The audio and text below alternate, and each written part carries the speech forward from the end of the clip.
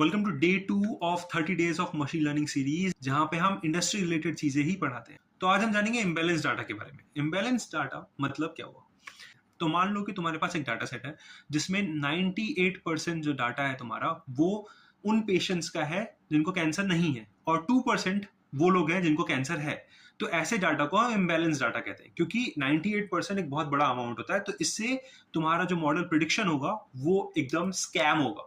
Accuracy 98% आएगी पर बिल्कुल स्कैम। क्यों? क्योंकि तुम्हारे पास मॉडल ट्रेन करने के लिए सिर्फ 2% ऑफ डाटा था। ऐसे सिचुएशंस में तुम्हारा डाटा इम्बैलेंस हो जाता है और मशीन लर्निंग फेल हो रहा है।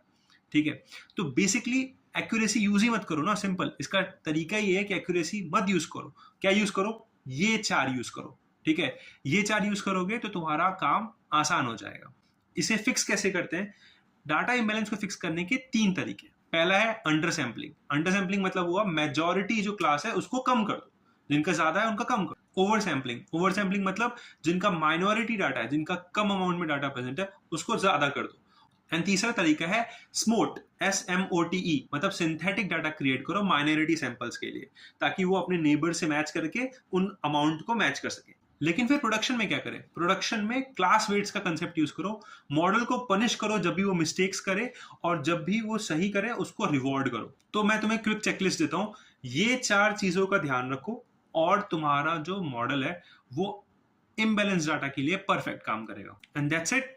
ऐसे ही सिमिलर कंटेंट के लिए मुझे फॉलो करो। D3 में हम स्केलिंग समझेंगे, तो फॉलो करो, नहीं तो एल्गोरिदम इस वीडियो को पता नहीं कहां ले जाएगा।